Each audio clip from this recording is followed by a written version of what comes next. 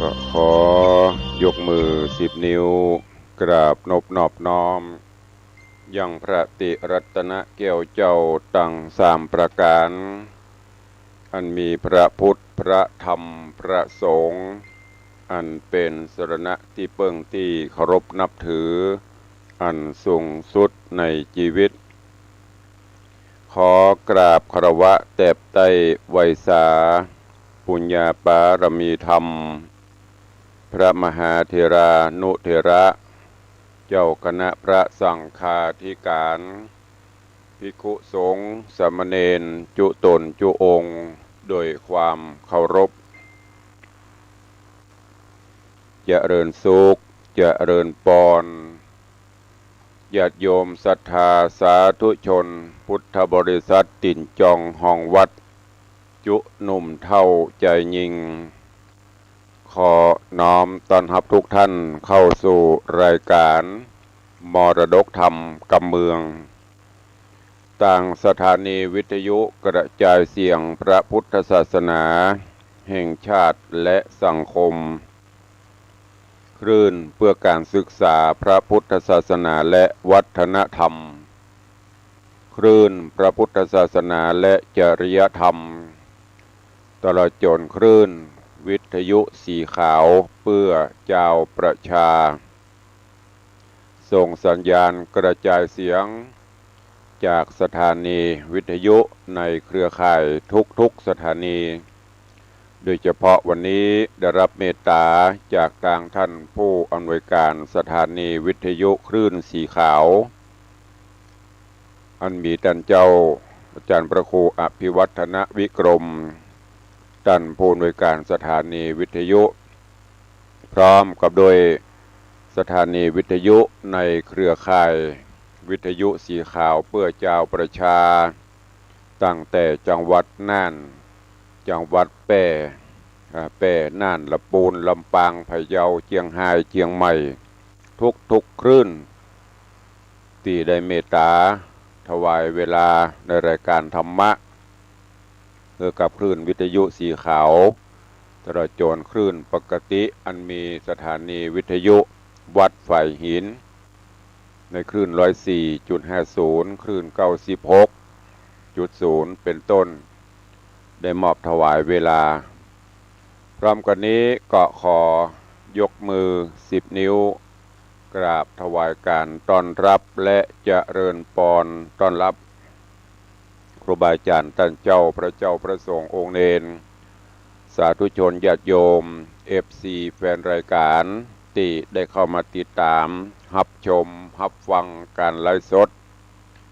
ต่างหน้าจอ Facebook ไลฟ์ของสถานีมรดกธรรมวัดวังสิงห์คำของทีวีวัดไฝ่หิน104ธรรมะคลายเครียดตลอดจนที่ได้เข้ามาติดตามต่าง YouTube และก็หน้าจอ Facebook ไลฟ์ของญาติโยมศรัทธานาบุญอยู่ในเวลานี้รายการนี้ดำเนินโดยกล่าวกับผมอัตมภาพพระครูวิสิตศิลาภรณ์เจ้าคณะตำบลประแดดเจ้าอาวาสวัดวังสิงห์คำตำบลประแดดอำเภอเมืองจังหวัดเชียงใหม่เป็นผู้ดำเนินรายการนำเอารายการธรรมะมาพบมาปะกับญาติโยมศรัทธาแล้วก็ดังที่ได้กล่าววันนี้ก็เป็นพิเศษพี่น้องญาติโยมศรัทธาที่ฟังต่างคลื่นสีขาวอยู่ก็จะได้ฟังเสียงตุลุงในวังเพราะว่าบางท่านบางวันก็ต้องขอประทานอภัยกับทุกท่านบางเตือกก็ติดศาสนกิจไม่ได้มาจัดสดแต่ช่วงนี้ก็รายการว่างเว้นสุขภาพก็ดีขึ้นก็ได้มาพบมาป้ากับทุกท่านประกันวันนี้อากาศก็เย็นสบายแต่ว่าหมอกควันก็ยังมีอยู่ฝนฟ้าโปรยปลายลงมาโดยเฉพาะในตัวเมืองบ่ค่อยนักเท่าใดแต่ว่าต่างรอบนอกหรือว่าต่างอำเภอก็อาจจะมีบ่เห็บตกพ่อง มีฝนตกหนักพ้องจะได้ก็ตามธรรมชาติเปิ้นบริหารของเปิ้นก็ช่วยชำระสะล้างฝุ่นควันหมอกควันให้จืดจางลงไปทำให้อากาศก็ดีขึ้นมาหน่อยก็ช่วงนี้ออกบ้านออกจองก็ดูแลสุขภาพตัวด้วยความเป็นห่วงเด้อหน้ากากก็ยังจำเป็นต้องใช้อยู่แต่ถ้ามันอยู่ในที่มันปลอดภัยก็ถอดได้ปนจากโควิดห่างจากโควิดไปก็มีฝุ่นละอองแหมะเฮาก็จะต้องผจญกันไปจะเนี่ยตราบใดที่บนความเจริญยิ่งเจริญขึ้นไปสภาพอากาศต่างๆก็เริ่มจะแย่ลงโดยเฉพาะแล้วเจริญในด้านวัตถุแต่จิตใจเฮาก็ต้องเจริญไปตัวเองจะไปคือกับวัตถุเจริญล้ำหน้าจิตใจต่ำลงอันนี้ใจไม่ได้แล้วก็ถ้ายิ่งเป็นเช่นนี้หรือว่าสภาพจิตใจเฮาต่ำลงความเป็นอยู่ก็จะลำบากเนอะก็ต้องใจหลักธรรมคำสอนขององค์พระชินบรสัมมาสัมพุทธเจ้าเอามาใช้ในการดำเนินชีวิตประจำวันของเราก็จะทำให้โลกนี้น่าอยู่โลกนี้จะสีวิไลโดยจิตใจเรามีศีลมีธรรมกันก็ฝากไว้กับทุกท่านตัวเองก็ญาติโยม FC ที่กำลังเข้ามาติดตามตั้งหน้าจอ Facebook ไลฟ์มีอันใดจะแนะนำชี้แนะรายการจะได้ก็พิมพ์คอมเมนต์ลงไปได้เนอะถ้าเป็นไปได้ก็เมตตาได้แชร์เสียงธรรมนี้ไปยังกลุ่มเพื่อนๆของท่านเพื่อที่จะได้รับฟังเสียงธรรมะกันส่วนญาติโยมที่ฟังจากสถานีวิทยุทุกคลื่นก็เดี๋ยวท้ายรายการเฮาก็ก้อยมาพบมาปะกันวันนี้ขออนุญาตเนอะพี่น้องศรัทธาที่ฟังจากคลื่นสีขาวก็ดีคลื่นปกติก็ดีก็ฟังเตโจยาโมกันต่อโดยเฉพาะพี่น้องที่ฟังทางคลื่นสีขาวอาจจะบัปติดปะต่อ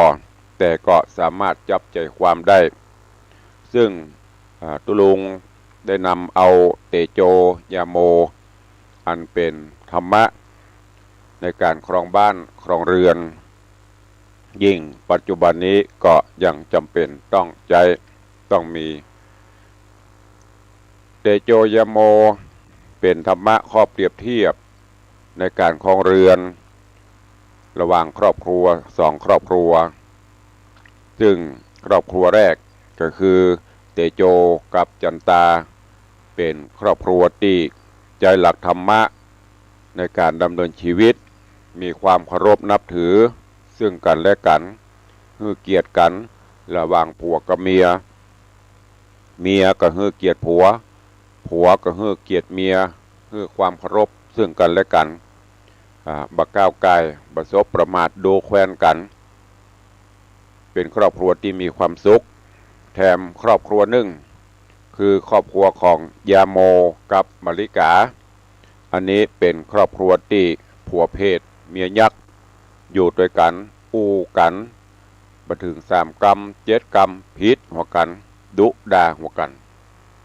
และในระหว่าง2 ครอบครัวนี้ครอบครัวที่เปิ้นมีศีลมีธรรม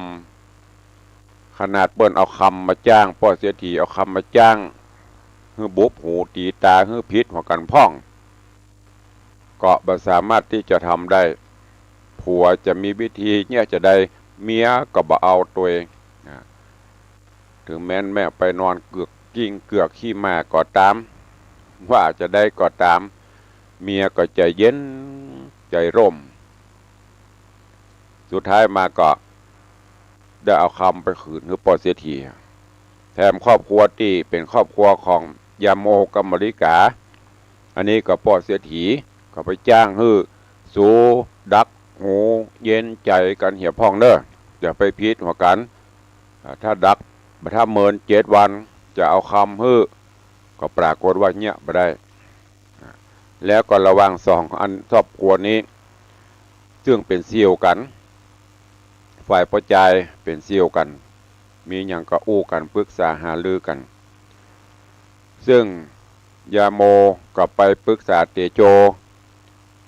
ว่าโอ้เสี่ยวเนี่ยจะได้ถึงร่ำถึงโรยถึงอยู่สุขบานบั่นใจจะนี้ตังเตโจก็บอกเรื่องราวบอกวิธีการต่างๆคือยาโมก็เอาวิธีปฏิบัติของเตโจมาใจแต่ว่าเมียตัวเก่าบ่เหมือนเปิ้นเข้าไปป่าไปเนี่ยอย่างอันไปป่าอันนั้นปฏิบัติจะนี้ก็เอามาบอกมาริกก็บอกปฏิบัติตามเรื่องราวในตอนที่แล้วก็มาถึงที่ยาโมปามาริกาไปป่าไปตามหนทางเส้นเดิมที่เตโจกับจันตาไปพบไปปะทรัพย์สิ่งสริงคานแก้วแหวนเงินทองต่างๆสิ่งสารสัตว์ต่างๆจนร่ำรวยเป็นเศรษฐีส่วนต่างยาโมกับมาริกาด่านแรกผ่านไปบุญเข้าป่าโดยมันมีความอดทนมาริกากระดุกระดาเป็นหูเป็นหมาเป็นคิงเป็นห้าเป็นบ้าเป็นIP5แต่หงที่ไหนมีเอามาหมดด้านแรกผ่านไปจนกระทั่งตอนนี้ก็ มาถึงยังไปปะใส่สิงสารสัตว์จำมาริกาไล่มาริกาก็จม เรื่องราวจะเป็นจะได้เชิญญาติโยมทั้งหลายติดตามรับฟังเตโจยาโมในตอนต่อไปณโอกาสบัดนี้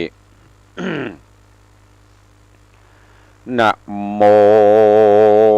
ตัสสะภะคะวะโตอะระหะโตสัมมา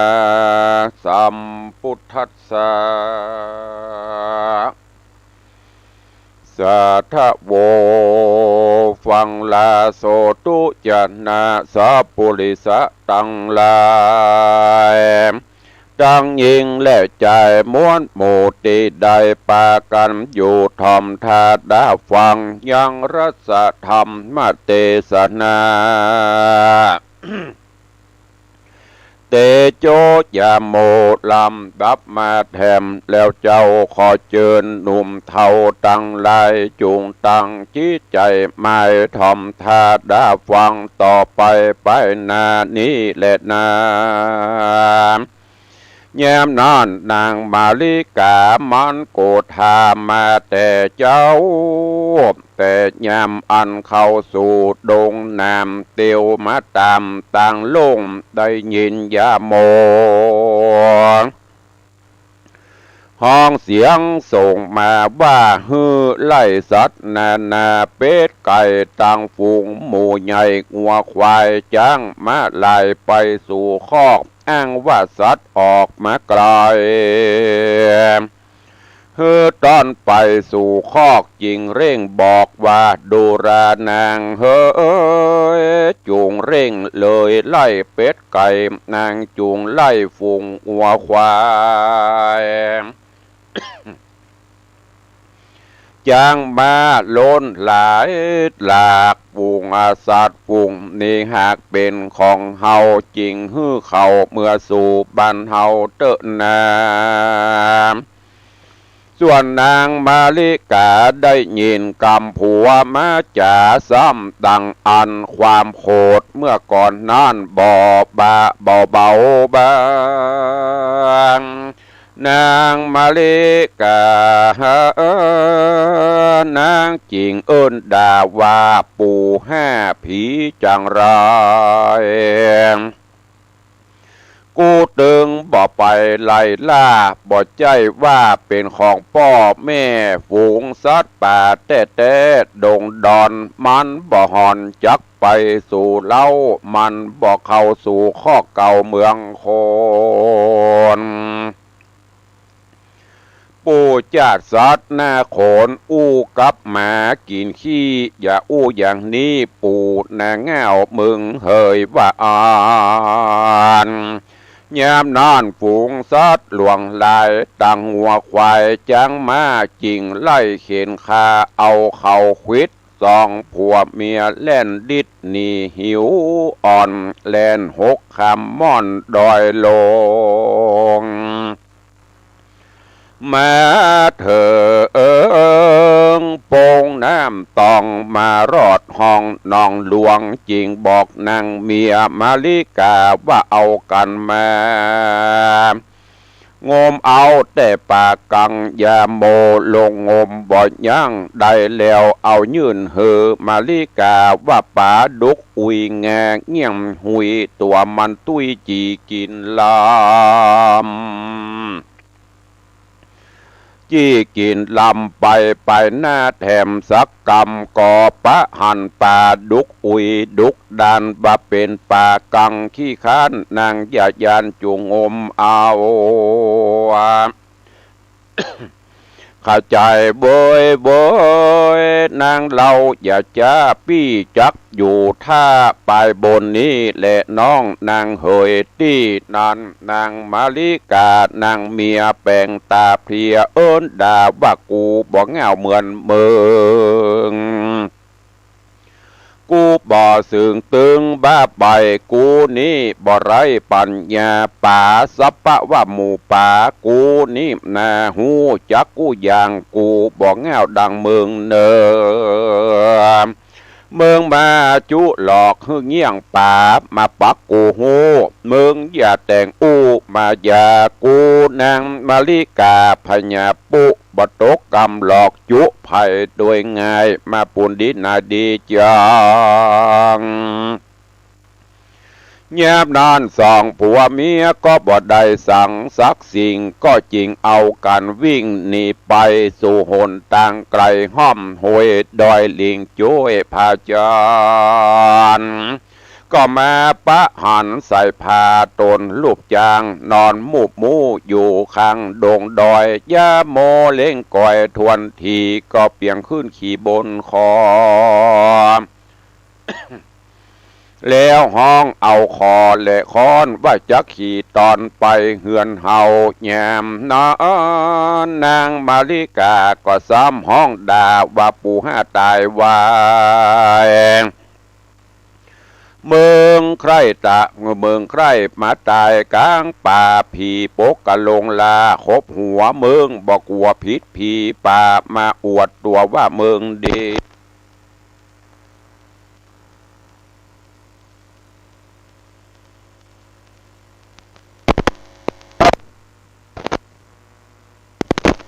มีสักมีเต้า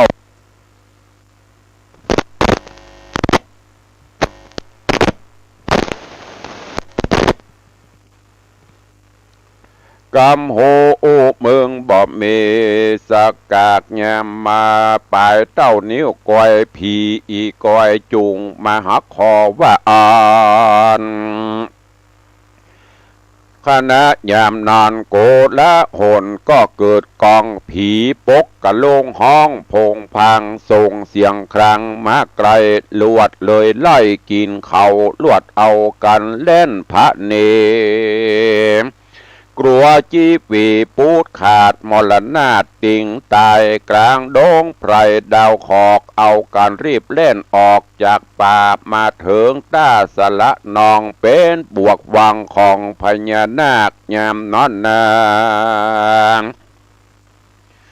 ยาโมตนผัวมาปะหันป่าบัวกาบไม้อันเตโจเสียวละไว้เดิมอ่อนเถิงปางก่อนเดิมตีว่าจากกำดีอ่อนอ้อยว่าดูรายอดซอยมาลิกาสละหนองนี้นาพาเสดดูลำเลิดนักนาสองเล่าราพี่น้องจักอยู่ฮะน้องหลวงใหญ่พี่เสาะไซเอาเปื้อเสาะไซเอาเงินคำมาลิกานางเมียซ้ำด่าใหญ่ว่าเมืองนี้เงาใบไรพญาน้องใหญ่นี่กวางกันนาสุดอ้างเจนตา หาเมื่อใดแลนาจากแห้งบ่ใจยามและบ่ใจยามแห้งแล้งพอบ่หันฟังหันหิมมึงเอาแบบเอาปิมที่ไหนมาโอ้โอคนบอกมีพระญามาอวดโอมาจากฟู่กับคนมีพญาเมืองนี้ปลาจาดสัตว์หน้าโคนเมืองเกิดเป็นคนดังอีเหมือนมาดำกี้มองกูบ่ปองฟังกำเมืองแลนะกาตาในกาละยามนั้นนาอันว่าพญานาคเจ้าได้ยินกำเข่าเมียผัวมาเถียงกำหนัวระร่วนเป็นกำบ่ม่วนหัวใจจริงเปิบไล่จำดีเล่นลัดดงรีป่าไม้เสียงห้องไหวอดเอาเล่นต่อเต่าแดนป่าไปรอดคาวาเหือนแห่งเขาก็มีวานนอนเล่นนากาโตโอโอโอโอโอปัฏฐาญะแรกแต่นั้นมารุ่งเจ้าอย่าโมโศกเศร้าเสียจะหัวใจจิงรีบไปบอกกล่าวแกเตโจเสียวเก่าสะหายว่าข้าและมาลิกานายละนายเอากันไปสู่ป่าเมื่อวันวานบ่ได้สั่งมาสักหน่อยหันแต่ผีอีกอยกะพงผีอีก้อยกะพงตังผีปกกะลงพงไผ่จักดาตายกลางป่าเอากันถอยล่าเล่นคืนมาถึงดอยผาเป็นใหญ่มาหันใส่นองหลวงป่าปันปวงเป็นหมู่มาหอมอยู่หลวงลายตูกูไม่จะหาจะซ้ำไปปะใส่งูใหญ่เล่นเลยไล่ขบตูเลวหลังพอดูตัวใหญ่เต้าศาสตร์กะลาปานยินอาสาจันและกวดหนังหัวปองแยะยันตัวมันบ่ใจหน่อยเหือใครไหลทางย้อยอีดบ่หน่อยหัวใจจริงบ่ใดอันใดมาสักสิ่งและนาเสียวเฮยในกาณะยามนานเจ้าเตโจย้อยแย้มใครหัวบอกกล่าวจริงลูกเตียวเข้าเหือนตนโดยใจใส่อินโดสรีบุญโจสะหายเก่าจริงกำเอาคำบ่เศร้า50 บาทมายื่นปั่นแก่ยาโมว่าตัวจุงเอาไว้ใจกินใจตานเตอเนอเสียวเนอยามนานยาโมโหฮับเอาคำมาแล้วก็อำลาเสียวเกียวเตโจ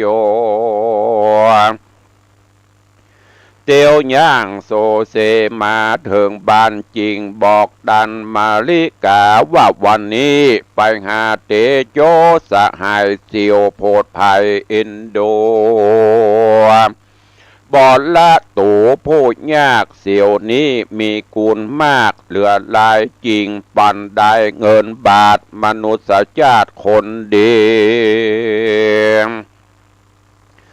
การเป็นดีมีห้างเสียวนี้บ่จังลืมคนหันเฮาจนตุกยากตามวิบากภัยมันจริงเอาเงินปัน50 บาทวันพวกนี้นานางจูงไปกาดแอวละลาดซื้ออาหารตั้งข้าวสารและเสื้อผ้าเหลือกว่านั้นเอาซื้องัวควายมาลิกานายก็ฮับเอาเงินไปเอาไปใส่ในหม้อแล้วเอาผ้าเอาพื้นผ้ามาคาดต่อไว้สันดี ราติเนนายลอยทีกลางคืนนั้นเงิน50 บาทนั้นอยู่กับเฮือนบ่ได้เป็นอันฮ้อนใหม่ยิ่งกว่าฟืนไฟเหตุมันบ่ฟังกำไผสักหยาดมีแต่ประมาทเล่าควันผัวดังนกกระทัวแผดแพ้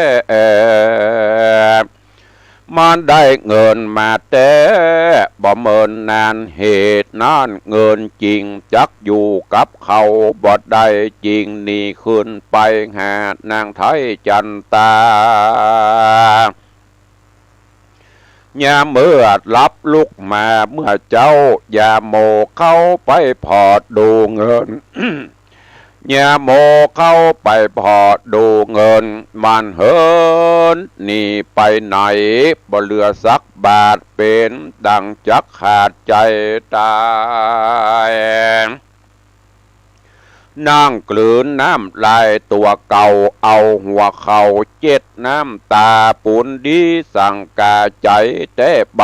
จริงรีบสอดใส่ปาโล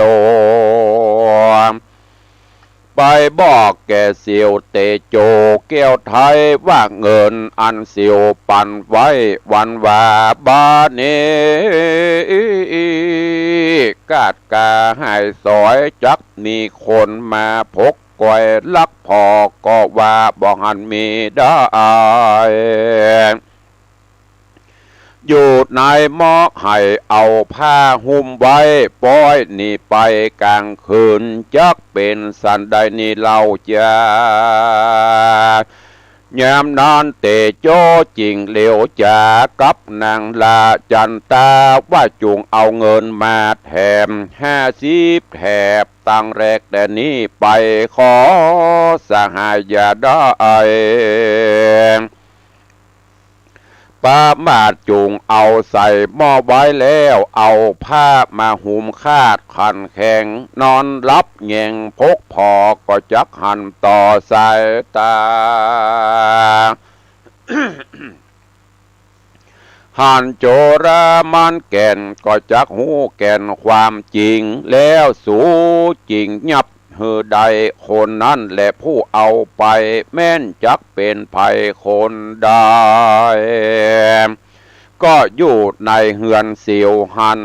50แถบก่อนหน้านั้นมันได้ลักย่องเอาไปยาโมเสียวบ่ท่าสงสัยเพราะเหตุว่ามันเกยได้บัดนี้เอาเงินฮื้อแถมไม่ลองดูก็มิเลนนาเนติตังขีญา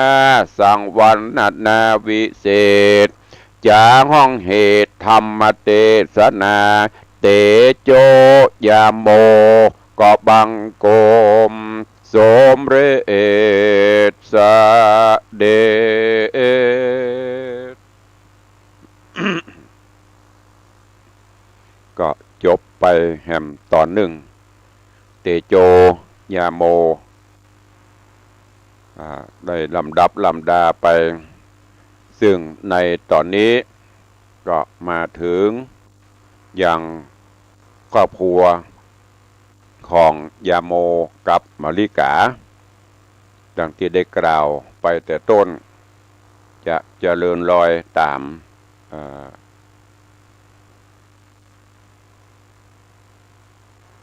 กับเตโจกับจันตา ที่เปิ่นไปช่วยกันหิกันหาจนกระทั่งประสบความสำเร็จยาโมกับมาริกาก็ไป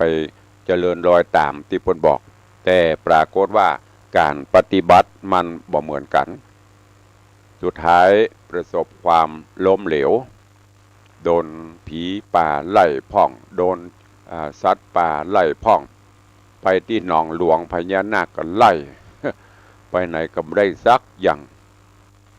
พกแต่ความล้มเหลวกลับบ้านยาโมก็มานั่งกกงกน้ำตาเช็ดหัวเขาจะทำจะได้เล่าน้อ ถึงจะประสบความสำเร็จจะมั่งจะมีเหมือนเปิ้ล ก็นำเอาความนี้ไปบอกคือกับเตโจกับอินดูเอาคำคือ50 บาท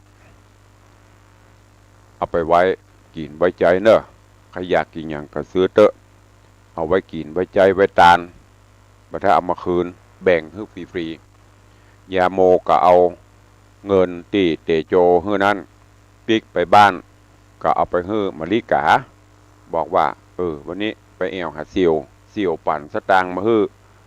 เอาไปไว้ซื้อกินบรรพุกไว้เจ้าไปกาดไปลีซื้อข้าวสารพ่องซื้ออย่างก็ซื้อเนอะคงจะได้กินข้าวน้ำอิ่มหนำสำราญกันกับเนี้ยมาริกาก็เอาสตางค์ไปใส่หม้อ เมื่อก่อนมันจะมีตู้เซฟมันเดียวนะใส่ในหม้อไว้เอาผ้าปกไว้ตกกลางคืนมาสตางค์หรือว่าเงินคำนั้นเหมือนยังมีชีวิตจิตใจล่องลอยออกจากหม้อปิกไปบ้านของเตโจมาเจ้ามายาโมไปพอมาริกาไปพอเหลือแต่หม้อเปล่าวางไม่มีสตางค์สักบาทโหมันเป็นจะได้ ไผกับมานี่เขาก็นอนนี่คืนหุ่งก็เลยไปบอกยาโมกับปิกไปบอกเตโจให้มาเสี่ยวเหยสตางค์ที่เอาไปหวังจะได้กินได้ใจซื้อข้าวซื้อของซื้อข้าวสารซื้ออาหารการกินที่ไหนได้มันหายไปหมดเหลือสักบาทขนาดข้าวใส่หม้อน่ะเอาผ้าเขาปกมัดอย่างดีนะมันเก่าหนีมันกลับไปไหนบูไผ่มันลักกับบูเตโจได้ยินจะอัน ก็มันเป็นยังไปนับอันจันตาเป็นนับหูแล้วว่ามันพลิกมาก็เลยไปแถมใหม่เอาไปแถมใหม่เอาไปไว้ดีเนอะมัดขาดดีเนอะแล้วก็นอนเฝ้าแต่งรับนะมันจะได้หูได้หันว่าไผ่มาเป็นขโมยไผ่มาลักถ้าหันก็คือไอ้เก่านั้นไอ้นั้นมันเคยมาเอามันหูกำลังเอาไปแถมใหม่ยาโมก็เอาปีกไปแล้วก็มัดขาดอย่างดีพอว่ามันจะมีอะไรอย่างเกิดขึ้นตึกที่นี่กล้วยฟังตนต่อไปเนอะอันเนี้ยญาติโยมสาธุชนต่างหลายบ้านจองห่อเฮือนอย่างที่ได้กล่าวถ้าผัวเมียอันเป็นลักของบ้านเสาบ้านถ้าหากว่าบ่มีความเคารพนับถือหัวกันเดือดงันสันเล่ากันบ่ฮือเกียรติกันไผจะไปมาอยู่ตัวเองเทวบุตรเทวดาก็ไปอยู่ตัวเองมีแต่ผีห้าซาตานจะมาอยู่ตัวเองจากันกับพิษว่ากันแม้แต่เงินแต่คำก็บ่ใครอยู่ขนาดเพื่อนเอาน่ะยังไปอยู่ตัวเองเพราะฉะนั้นญาติโยมท่านทั้งหลายการที่เราเลือกกู้อยู่ตัวกันฝากผีฝากไข่ไว้ตัวกันก็คือมีความเคารพยำเกรงซึ่งกันและกัน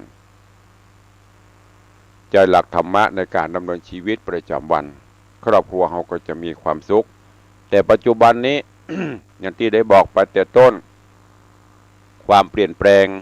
ต่างๆตั้งแต่สถาบันครอบครัวเมื่อก่อนนั่นเป็นไปแถมแบบหนึ่งแต่ปัจจุบันนี้ความเปลี่ยนแปลงความเจริญในด้านวัตถุเข้ามา ต่างคนก็ต่างต้องหาเขาจะหันไปยังประเด็นเนี่ยผัวก็เป็นข้าราชการเมียก็เป็นข้าราชการและก่อนที่เขาจะได้ยินอยู่เสมอก็คือสิทธิเสรีภาพเท่าเทียมกันเมื่อก่อนประวัติประจายเป็นจ้างตินหน้าไม่ยิงเป็นจ้างตินหลังช่วยกันผัวไปออกบ้านไปซ้อการทำงานเมียอยู่บ้านก็เป็นแม่บ้านแต่ประเดี๋ยวนี้ต่างคนก็ต่างไปล่าบล่ายิ่งเป็นข้าราชการสำยิ่งเมียอยู่จังหวัดหนึ่งผัวอยู่แห่งจังหวัดหนึ่งบ่ได้อยู่ด้วยกันมีลูกมีเต้าก็คือปนเลี้ยงเนี่ยยิ่งถ้าเป็นเช่นนี้ถ้าแบบอย่างปีมมันบดีสุดท้ายมันก็จะเดือดร้อนเป็นปัญหาสังคมอย่างที่มันเกิดขึ้นในปัจจุบันเนี้ย เพราะสถาบันครอบครัวมันโครงเครงพ่อแม่ก็บ่ลำได้อยู่กับลูกมีลูกมีเต้าก็ไปฝากเพื่อเลี้ยงการอบรมพร่ำสอนมันเปลี่ยนแปลงไปถ้าห่างไกลจากศีลจากธรรมห่างไกลจากธรรมะแถมก็จะยิ่งลำบากขึ้นฉะนั้นฝากไว้กับญาติโยมทั้งหลายเนอะได้นำธรรมะไปใช้ในการครองบ้านครองเรือนเพื่อความเคารพนับถือซึ่งกันและกันถึงแม้จะอยู่ต่างแดนแว่นแคว้นผัวอยู่ติ่งเมียอยู่ติ่งก็ฮื้อซื่อสัตย์ต่อกันนี่ใจพอใจไปอยู่แหมจังหวัดหนึ่งวันศุกร์วันเสาร์ปีกบ้านปีกจองวันธรรมดาไปแหมโคนหนึ่งนะกรรมโบราณแปลว่าละเมียเปียจูมันตึงบดีโอ้กูมาอยู่จังหวัดเพเมียกูอยู่ปูนมันดึมหูบหันน่ะเงินเดือนออกมากับประโถน้ำตาเช็ดหัวเขาก็เดียวก็คนนั้นเอาไปคนนี้เปลี่ยนหน่อยเนี่ยการหิมตายไม่ได้ใจอย่างเนี่ยความบะซื่อบะซัดต่อกันอันนี้ก็ฝากไว้กับทุกท่านเนอะด้วยเวลาจำกัดเนาะวันนี้ก็ โป่งวางไว้เต้าอี้กวยติดตามรับฟังกันในตอนต่อไปก่อนที่จะได้ตักได้ตายได้ปะได้พบพี่น้องญาติโยมศรัทธาทั้งจากหน้าจอ Facebook ไลฟ์และจากทางบ้านวันนี้พี่น้องต่างคลื่นสีขาวฟังกันอยู่หลายที่หลายจังหวัดเนาะก็ก่อนที่จะได้อู้ได้จาก็ขอเมตตาเวลา อนุโมทนาบุญกับสาธุชนญาติโยมที่ได้เข้ามาร่วมถวายทานก็ใกล้จะถึงปีใหม่เดือนหน้านี้ญาติโยมศรัทธาก็ได้ขอหรือว่าได้จับจองร่วมโมทนาเป็นเจ้าภาพปูจาเจ้าภาพปูจาไม่กรรมสลีปีใหม่กรรมโจกจตากรรมบารมีธรรมดามจารีตฮีดหอยตั้งแต่บรรพชนเฮาที่ได้ปฏิบัติมา ก็ปีใหม่วันปากปีปากวันหรอบางวัดเปิ้นก็แห่ปากปีปากวันเอาไม้กำไม้สลี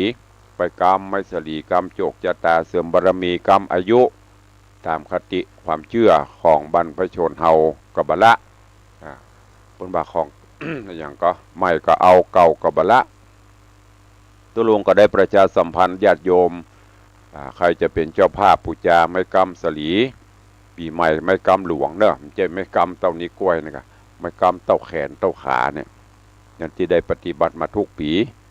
ตลอดจนก่อเจดีย์ทรายก่อเจดีย์ทรายพอเฮาขนทรายมาได้ก็ต้องใจปัจจัยไปซื้อไปอย่างเอาก็มีญาติโยมศรัทธาร่วมโมทนาเข้ามาเดี๋ยวนี้ก็ขออนุญาตอนุโมทนาเพื่อมันตกหล่นเนอะของภายตกหล่นก็เมตตาได้แจ้งให้ตุลุงตัวเองเพื่อแจ้งมาตั้งไลน์ตั้งเฟซบ่ได้จดบ่ได้ประกาศก็ขออนุญาตได้ประกาศตั้งแต่ต้นโดยเวลาสักกำเนาะก็มีโยมพ่อเลี้ยงธนวัฒน์โยมแม่เลี้ยงทัดพิชาสุสิงคำร่วมเป็นเจ้าภาพไม้กำจำนวน21เล่มร่วมบริจาคทรายก็เจดีย์ทรายแถม3ลำแม่อุ้ยอัมพาเสวยราช1เล่มแม่บัวคำปัญญามูล1เล่มแม่อุดคิดชัย1เล่มแม่จันทรีปาละ1เล่มโยมแม่ปราณีพยัคฆ์ไคหพล1เล่มโยมพิรุณโยมอนงพยัคฆ์ไคหพล1เล่มโยมแม่เกษรชัยวุฒิโยมแม่สุธรรมอินทรีย์1เล่มโยมปสีแม่เพียรชัยพนัส1เล่มพินาศอินสมเตปินหรือว่าพินาศอินสม7สี2เล่มโยมแม่บุญปันมีงาน1เล่มโยมพี่จงรักมีงาน1เล่มแม่จันดีวิสุทธินันท์1เล่มโยมนางสาวนิชาพัฒน์โยมนายพิสิทธิพลวังทิยอง1เล่มแม่สังวานขัดชมพู1เล่มปะเท่าพงแม่เท่าบัวเงินบุญชัย1เล่มร่วมทำบุญทราย500โยมจันตาโยมยง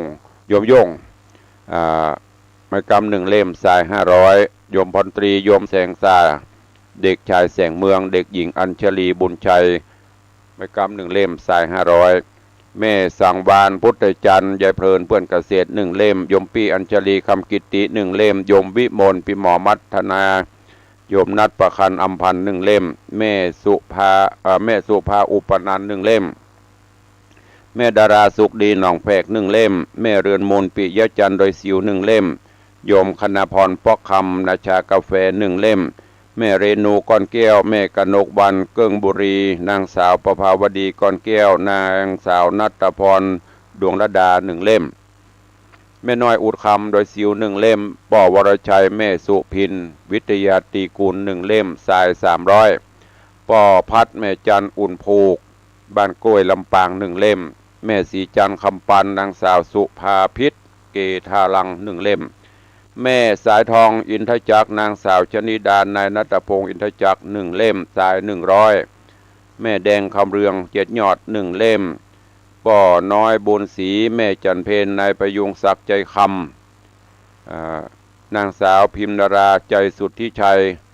หนองก้นครุ1 เล่มทราย200ป่อคำแสนมูลอ้ายแม่ไพบุญมูลอ้ายหนองครอบ1 เล่มโยมสมพรโยมโสพิน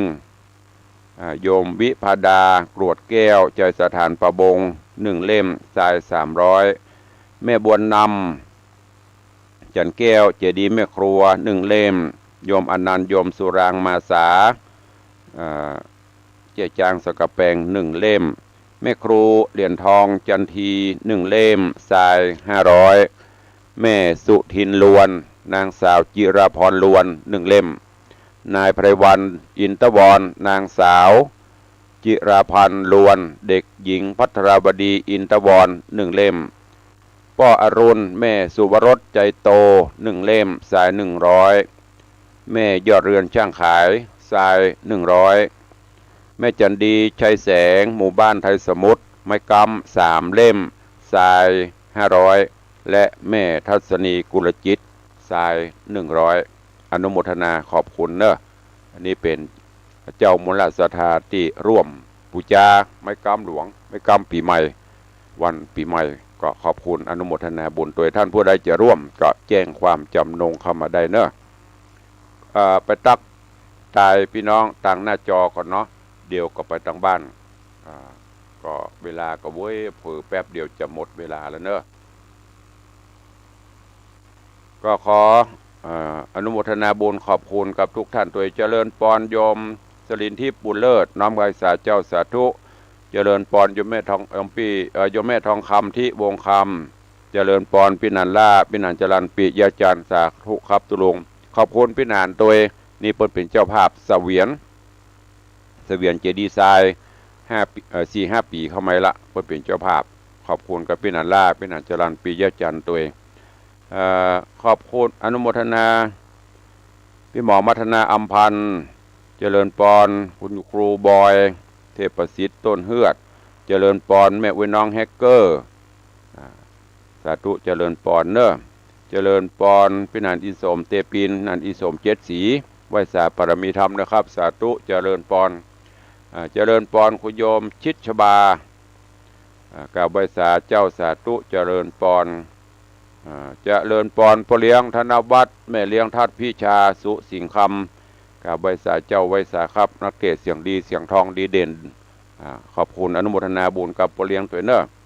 เจริญปอนโยมแม่ปราณีพยัคฆ์ไคหพลโยมจันสายแปลงหลวงโยมปีอัญชลีคำกิติเจริญปอนโยมสังวานพุทธจันทร์ยายเพลินเพื่อนเกษตรเจริญปอนโยมชนจันทร์ตอนคำกับไว้สาเจ้าสาธุเจริญปอนโยมแม่ดาวันคำวังโยมสุปรณีรูมาน้อมกราบไหว้สาท่านเจ้าหลวงพ่อพระครูวัดตาต้นกวาวติดตามอยู่ครับสาธุครับผมเจริญปอนคุณโยมพี่จงรักมีงานเจริญปอนโยมตู่สุรัตน์เสาคำกราบไหว้สาครับสาธุเจริญปอนอย่างนี้คุณโยมอย่างว่าแต่ว่าสาธุเจ้าตุลงสาธุเจริญปอนเนอะเป็นภาษาอังกฤษนี่วันเพนโยมวันเพนถ้าจะแม่นะเนาะถ้าอ่านผิดสู่มาอภัยเนอะมันเป็นภาษาอังกฤษอ่านบ่ค่อยคล่องสาธุอนุโมทนาบุญอันนี้ตั้งหน้าจอ Facebook ไลฟ์ต่อไปตั้งบ้านตั้งจองจะได้ตักได้ตายพี่น้องตั้งบ้านวันนี้ หลายตีจากคลื่นวิทยุสีขาวตัวเอาใครจะอู้ตัวตุลุงในวังเข้ามาได้เนอะ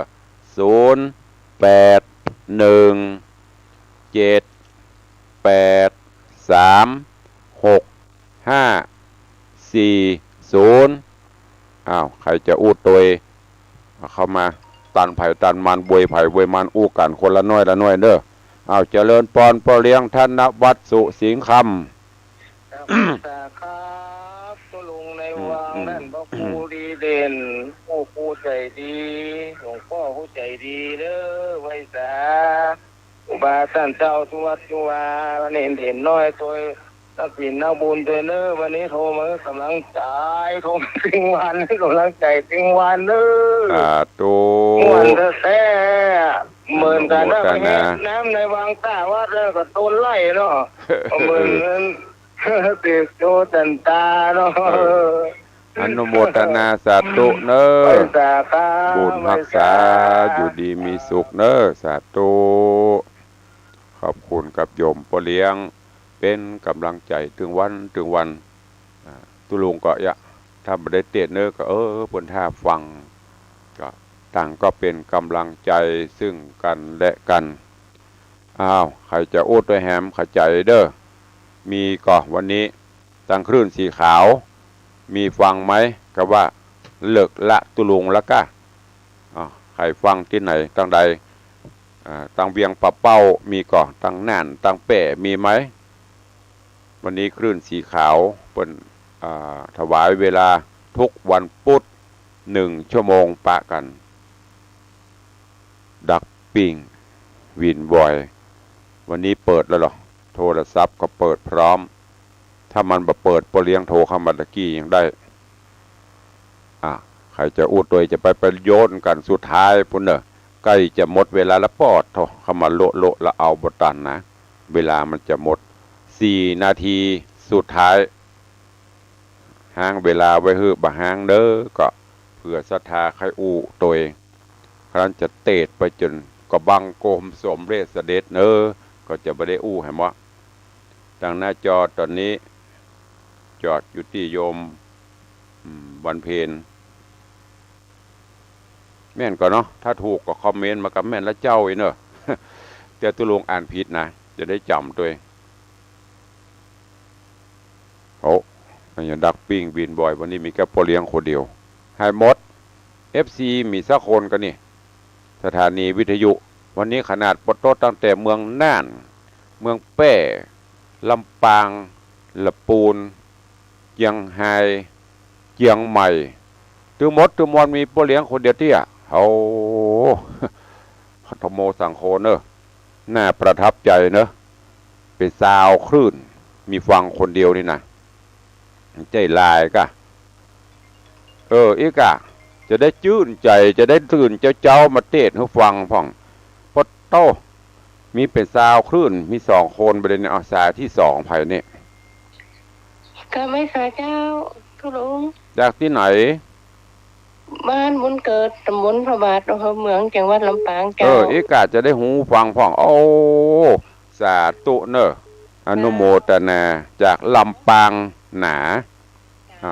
เอาพ่อบุญธรรมนึกว่าลืมก่อนละบ่ได้สายที่3ไม่ได้ลืมครับว่าท่านได้โทรด้วยครับแล้วจะโทรไม่ได้เวลาบ่จะหมดล่ะโอ้ยการอยู่แล้วก็ทราบว่าโทรอันกาสวะให้กำกับตุลุงยังลูกเจ้าควักขี้หูขี้ตามเทศน์ฟังกำลังใจไม่มีดีละโมทนาสาธุเนอโนโมทนาเอาละอีกอะเขาได้หูว่าไผ่โทรพ่องเอาสายที่4ไว้สาเจ้าท่านพระครูฟังอยู่เจ้าสาธุเจริญปอนสายต่อไปพระนานประเสริฐจากนั่นมาดูหมู่เก่าๆเนี่ยสาธุอนุโมทนาเจริญปอนสายต่อไปกับไว้สาเจ้าแม่น้องเวียงเป้าเจ้าอีกอะถ้าว่าโจมกับตุ้บะโถเนาะ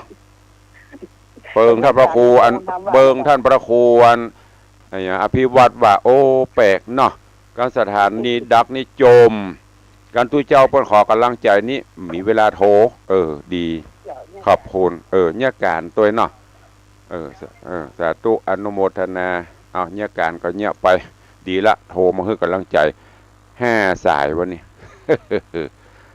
1 นาทีทองโอ้มีละหมดเวลา6:59 นาทีแหมนาทีเพื่อจะมีข่าวโดยเฉพาะคลื่นสีขาวเวลาเปิ้นก็เป็นเงินเป็นทองนะล้ำเวลาไปไม่ได้เอาละเวลาหมดเวลาวันนี้มีตือมวล